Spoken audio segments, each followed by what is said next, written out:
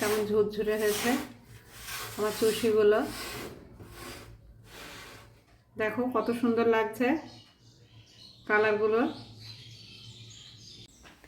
Hello বন্ধুরা, এই যে এই জিনিসগুলো দেখতে পাচ্ছ, এগুলো তো সবজি, তাই না?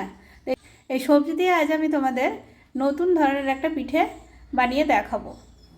দেখো, এটা হচ্ছে বিট, আর এটা হচ্ছে গাজর, আর এগুলো হচ্ছে পালং শাকের পাতা। তো প্রথমে আমি কি করব, এই পালং শাকের পাতা দিয়ে একটু রস বের করে নেব, গাজরটাকেও গ্রাইন্ড করে একটু রস বের করে নেব, আর বিটটাকেও একটু গ্রাইন্ড করে রস বের করে নেব। দেখো, প্রথমে এগুলোকে আমি ধুয়ে পরিষ্কার করে নিয়েছি। এবার এটাকে আমি আগে ছাড়িয়ে নেব।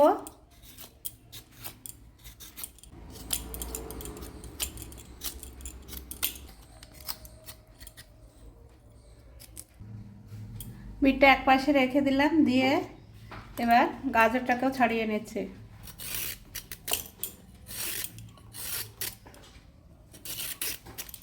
ঠিক এরকমভাবে গাজরটাকে ছাড়িয়ে নিলাম।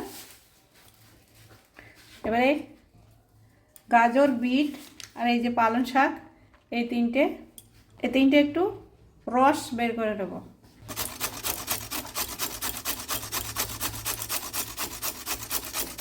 এবারে দেখো, মিক্সি জারের ভিতরে এই যে গাজরগুলো দিয়ে এবার রস বের করে নেব।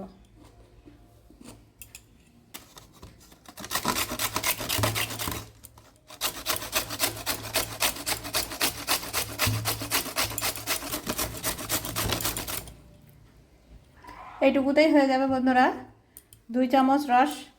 সবজিগুলো দিয়ে আমি রং বার করে নিয়েছি, একদম প্রাকৃতিক রং। এটা হচ্ছে বিটের রং, আর এটা পালংয়ের পাতা দিয়ে সবুজ রং করেছি, আর এটা গাজর দিয়ে কমলা রং করেছি। তো চলো বন্ধুরা, দেখি কিভাবে পিঠে বানাতে হয়।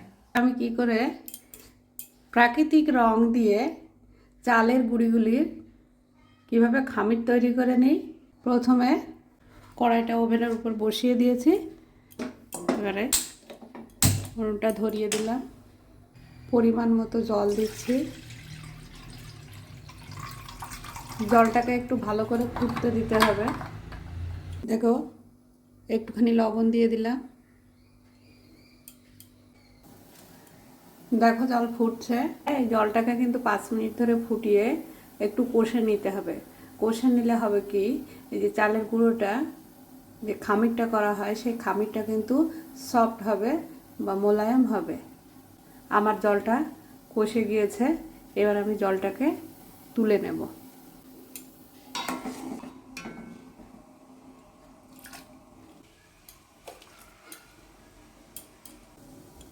দেখো বন্ধুরা কি করে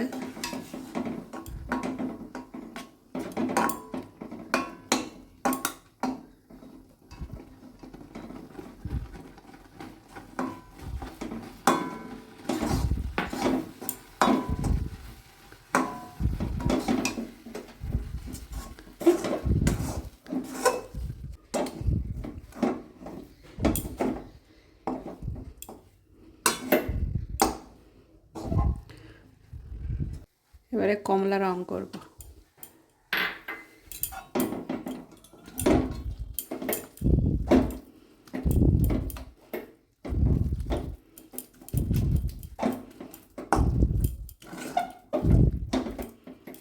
এবারে যে জল গরম করে রেখেছিলাম, ওখান থেকে আরেকটুখানি জল দিয়ে দিচ্ছি। আর এই যে পালং পাতা দিয়ে যে সবুজ রং করেছিলাম, সবুজ রংটা দিয়ে দিলাম। এবারে দেখো, ময়দাটা মেখে নিচ্ছি।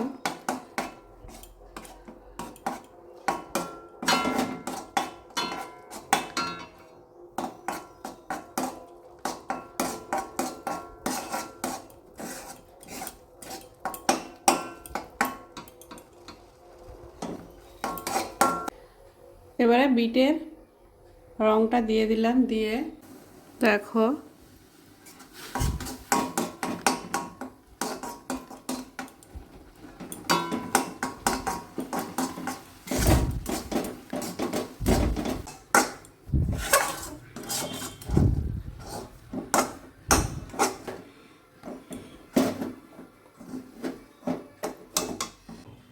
এবারে দেখো 4টে রং হয়েছে।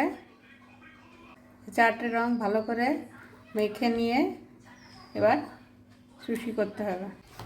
দেখো এটাকে লম্বা করে করে পাকিয়ে নিতে হবে।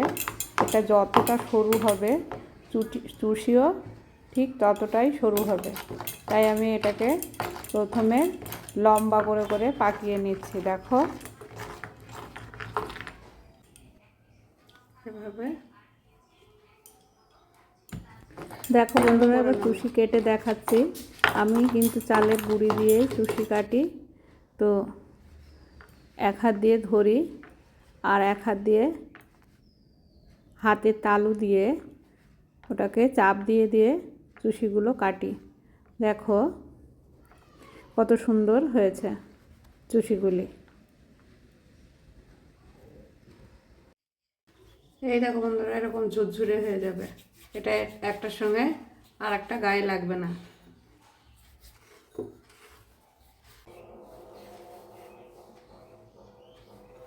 দেখো এক বাটি হয়ে গেছে।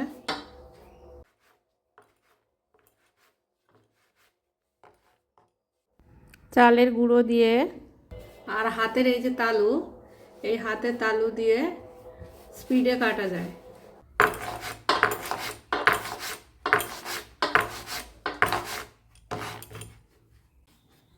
এবার দেখো সবুজ রং কাটছি।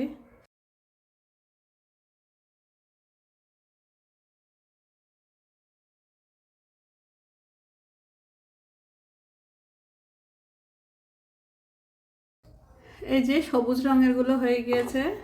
এবার সবুজ রঙের গুলো তুলে নিচ্ছি।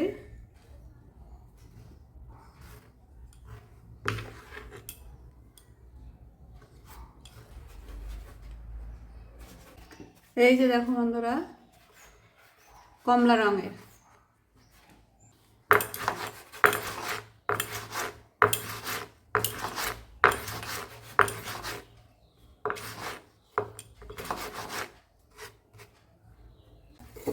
আমার কমলা রঙটাও শেষ হয়ে গিয়েছে। কেমন ঝুরঝুরে হয়েছে আমার চুষিগুলো। এবার দেখো কমলা রঙটাও তুলে নিলাম।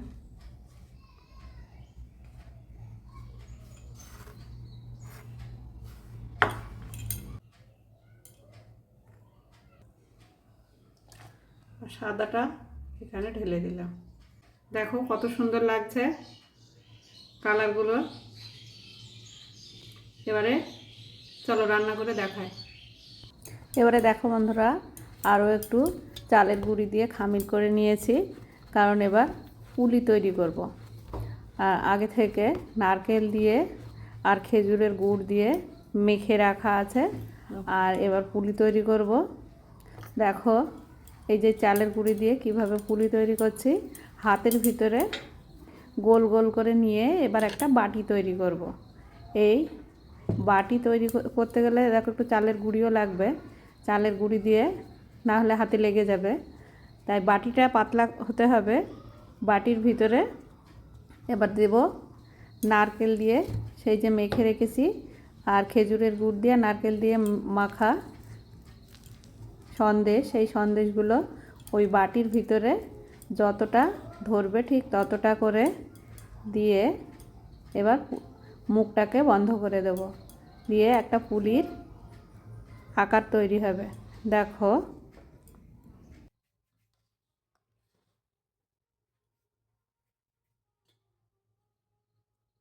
চুষির মধ্যে কয়েকটা পুলি দিয়ে যদি চুষি রান্না করা যায় তাহলে চুষির মজাটাই আলাদা হয়ে যায়। তাই আমরা চুষির মধ্যে কয়েকটা পুলিও দিয়ে নেব। দেখো আমার পুলি প্রায় শেষের দিকে। হ্যাঁ, এবার শেষ হয়ে আসছে। চলো আমরা এবার পুলি রান্না করে নিই। চুষি আর পুলি একসঙ্গে রান্না করে নিই। বন্ধুরা, এখানে 1 কিলো দুধ আছে। এবার এই দুধটা গরম হয়ে গেলে এই দুধের ভিতরে পরপর আমি কি দিয়ে ওই চুষিগুলো আর পুলি কিভাবে রান্না করি। বন্ধুরা, দুধটা দিকে গরম হোক আর আমি একটু আমুল দুধ গুলে নিই। যেখানে বাটির ভিতরে আমি জলটা গরম করে নিয়েছি। এবার একটু আমুল দুধ গুলে নিই।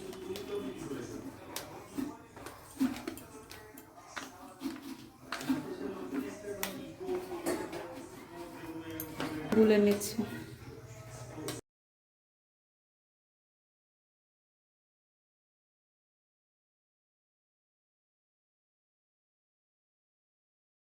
দুধটা গোলা হয়ে গিয়েছে, দুধটা অনেকক্ষণ ধরে ফুটছে। এবার একটু স্বাদ মতো লবণ দিয়ে দিলাম। এই যে গুড়, খেজুরের গুড় 1 বাটি দিয়ে দিলাম। এবারে গুলে রাখা আমল দুধটা দিয়ে দিলাম।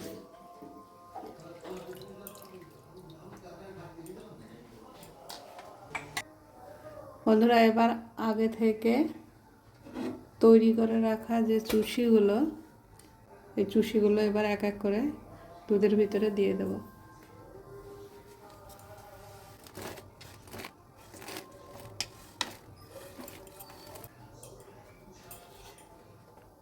এই যে তৈরি করে রাখা পুলিগুলো এবার দিয়ে দেব।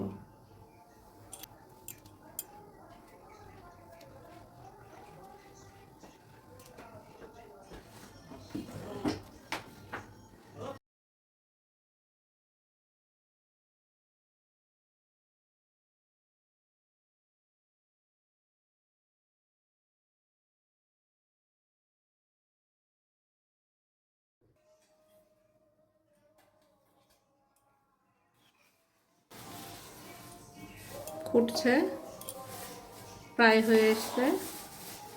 এই যে কাজু বাদাম বাটাটা দিয়ে দিলাম।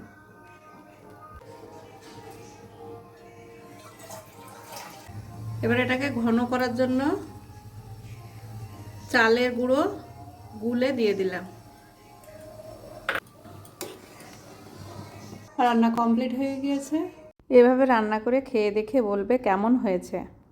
দেখো বন্ধুরা, কত সুন্দর লাগছে দেখতে।